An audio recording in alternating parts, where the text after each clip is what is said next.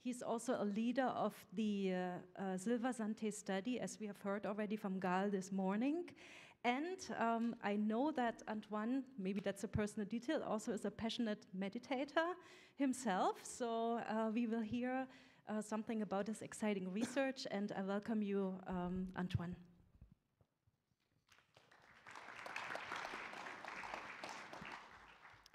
Good afternoon. So in the work package leader, I'm responsible for the meditation aspect of the Medit-Aging. And what I would like to do here is to continue some of the frameworks that Gaël highlighted before, and try to present you the rationale that we had to use meditation as an intervention. So, and also because maybe not all of you are familiar with meditation, I will try to unpack a little bit about the cognitive mechanism that are present in these practices.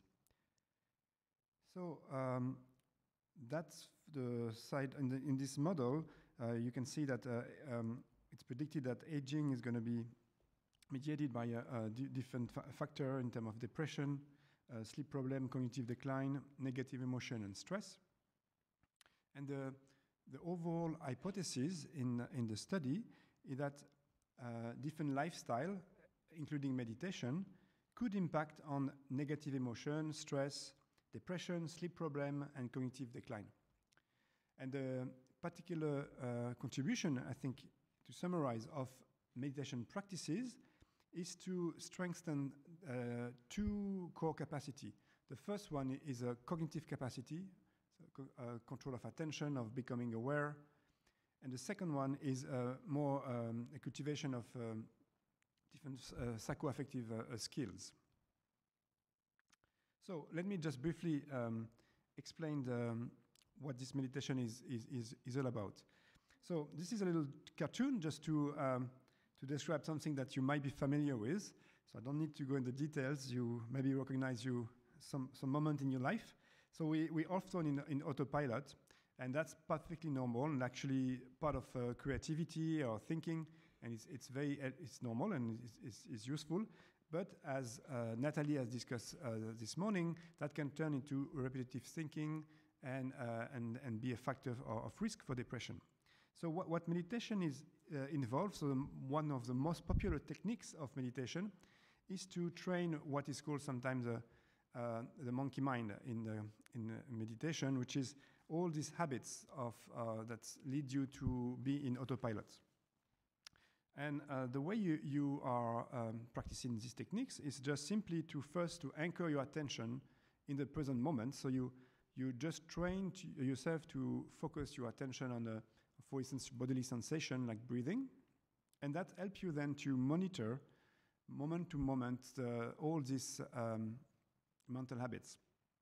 And what you then cultivate is a particular competence, which is to just observe the mind without changing it, without controlling it, without being absorbed by it. I think this kind of friendly, open, curious relationship to your mental life. So it's kind of a decentering approach. And that gradually changes also the way you are perceiving certain thoughts, certain emotion about yourself or about others. And these techniques has been applied very successfully in different style of program. And the first one and the most popular one is a mindfulness-based stress reduction introduced by John Kabat-Zinn about 30 years ago. And that's really one of the core practices in Medit-Aging. And just to give you an intuition about what could happen functionally in the brain, people have tried to look at what's happened when you do this type of techniques in the scanner by observing moment of mind wandering, for instance. You can see that the mind is actually switching between, on one hand, attention-based networks like dorsolateral prefrontal cortex, and then switching back to a more mind-wandering mode, including in particular default mode networks, and then a switch through, for instance, the silence networks. Now, I just add this morning these slides because there was some question about whether meditation means that you will stop thinking. And it's a very important point that it's not about that, it's about changing your relation to thoughts, not the content of your thoughts. So that's very different from different therapies. You don't try to block anything. On the contrary, you try to open up to every aspect of your mental life. So the first technique that we're using, and the second one that we think will be very important for aging, is a more affective practice, practice which is more about caring, about connecting to others, connecting to one's own suffering, and that's a form of compassion and loving kindness meditation. And here the goal is to train attention, to orient toward to be more sensitive to other suffering and well-being. And one of the rationale for that is to somehow decenter our tendency to be very self-centered. And that's actually a very interesting trick to get away from the ruminative mode that Natalie described this morning, because if you pay attention to the other, it's less self-centered. So it's another strategy to do that, and that also leads to a stronger sense of acceptance and care for affecting the emotion in general, including your suffering and the suffering of others. So it has been less studied in the literature. It's more only last decade. But there are now several programs that have been therapy which has been focused on compassion and loving kindness, in particular in the context of trauma and depression. So the work of Olga Klemitsky in the past has really demonstrated that an important message is that there are different pathways in the brain by which you can respond to suffering of others and to your own suffering, and one which is more lead to empathic distress, and one which is leading more to compassion and care. And that's a very interesting observation, because that's really tell us that gives us really evidence by why we will want to train participants to get away from this certain pathway that will lead to anxiety or depression, and foster another one, which is more about care, relationship, and love.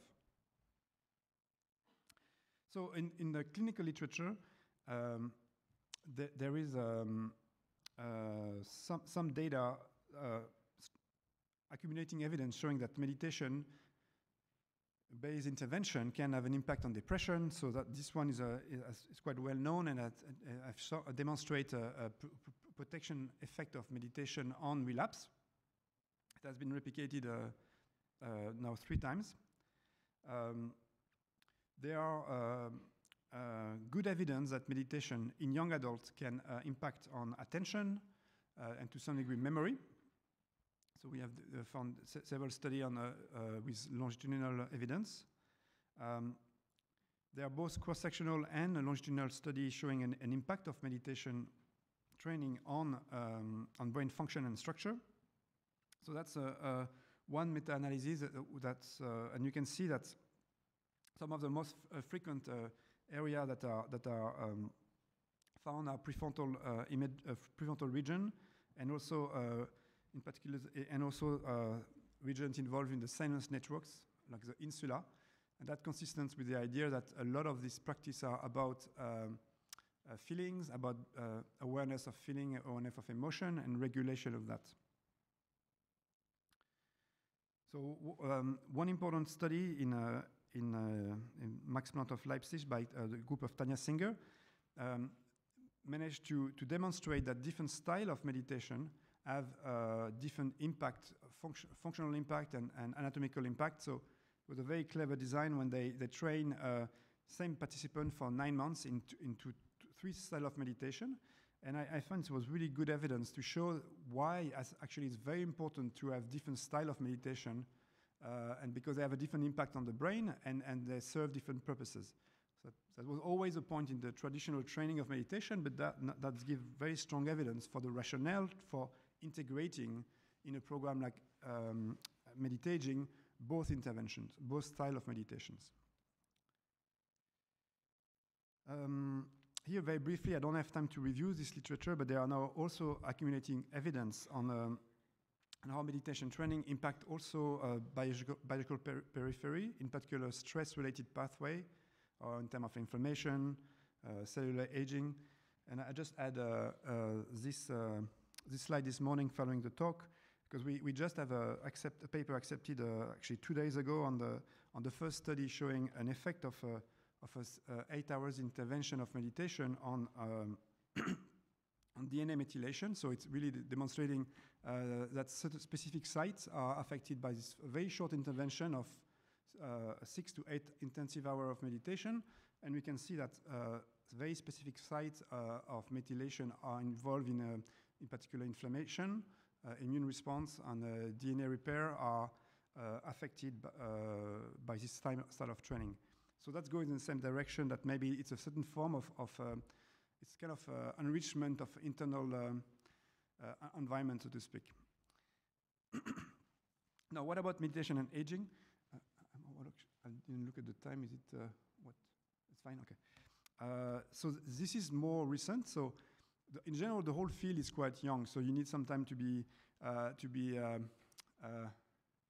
patient in terms of the strength of and evidence of some of this study. But so now over the last decade, the field has started to be interesting at the relationship between meditation and aging. And most of the work has been only cross-sectional. So like I don't have time to review all the data, but that's an example of a study or when they try to see whether there is any relationship between, say, a certain lifestyle, that's when people are meditating for many years, and age, and they found, for instance, that there was a difference in terms of the correlation of the slope of the global gray matter of the brain and age that was affected by in the meditator, but not in the control. So that's interesting observation.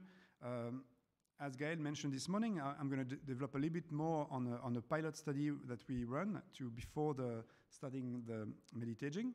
So that's a work from Gaël's group, and that was built on a large cohort that they've done in Caen, when they measure a group of 186 person to look at the effect of age using a multimodal approach.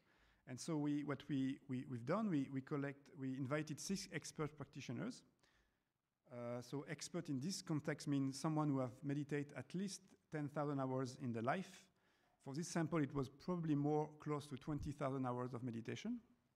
And we tried we did exactly the same measure that what Gaël has done for this cohort.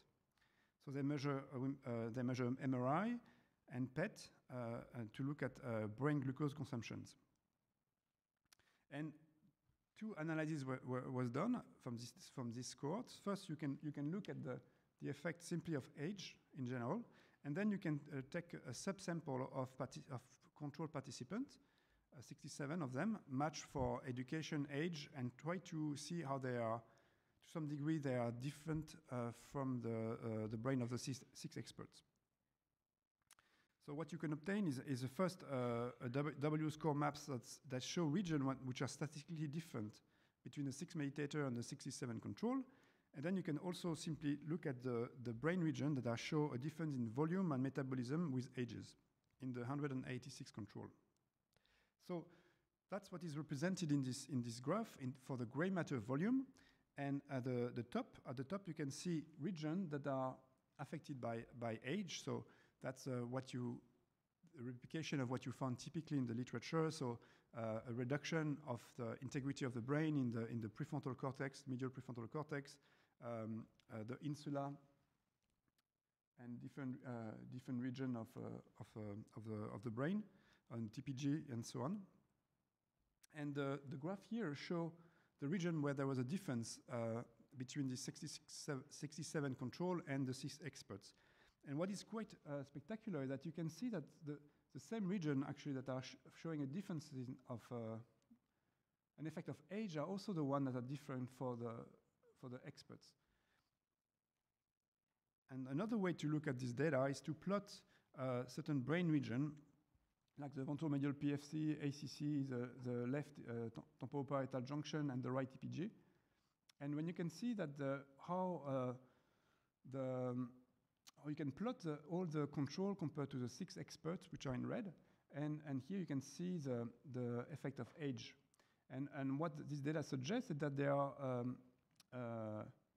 potentially that these 6 experts are above the mean of the age compared to this distribution. So that doesn't demonstrate that that's an effect of meditation, but that strongly supports our hypothesis.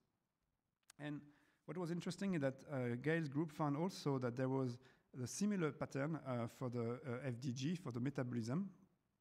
So it's pretty much identical pattern, so I can go quickly, but in the exact same region, you see the same thing as in the structural MRI. There was also a trend in an effect in the hippocampus. And so to summarize, there was an increase in volume and metabolism in region consistent with the literature on meditation.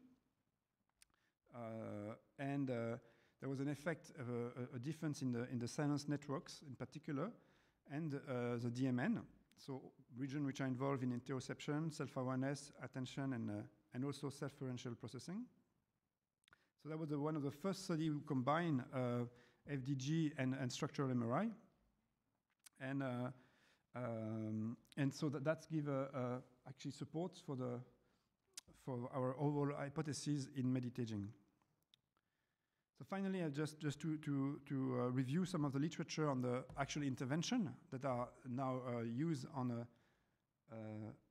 mind-body intervention on all the adults. This is just to give you a summary from a recent meta-analysis.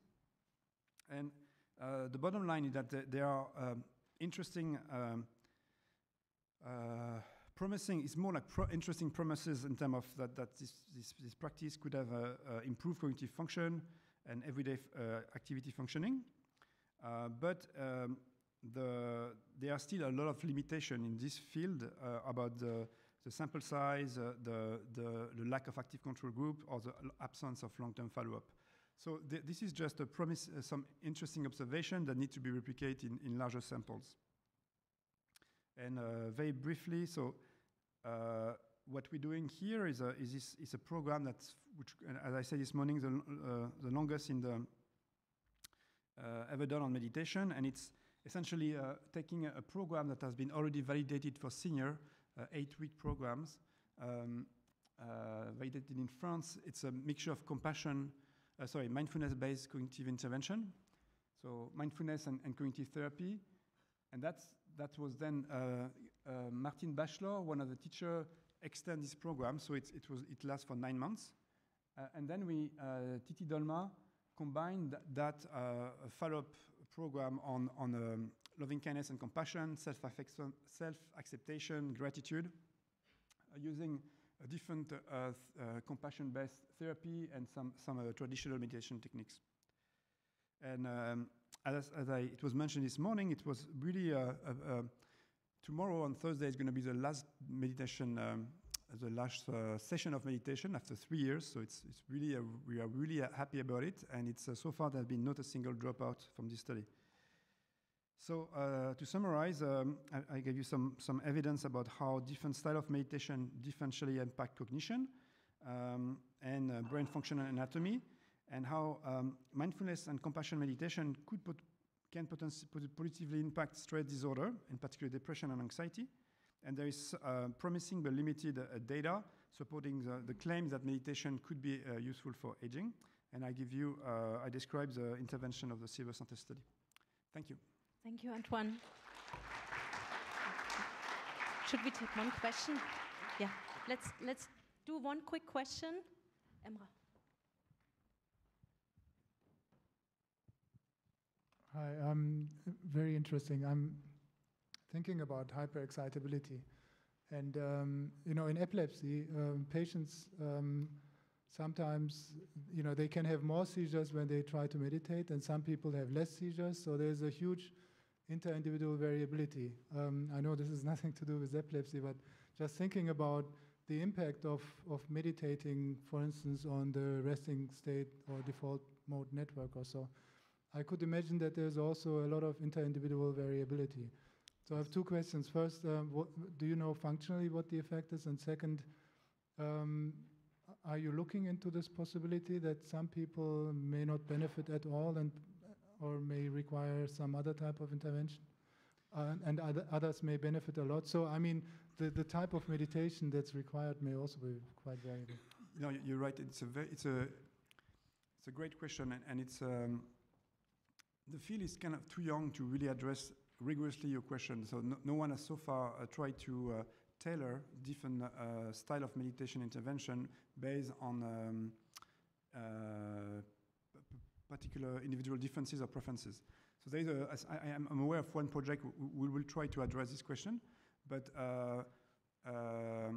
what we try to do here is simply observe with a qualitative interview and also with a variety of questionnaires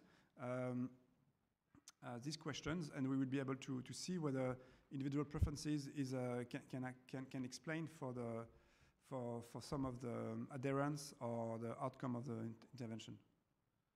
Thank you. Thank you, Antoine. And last but not least, I welcome Agnes Flöhl. Agnes is a director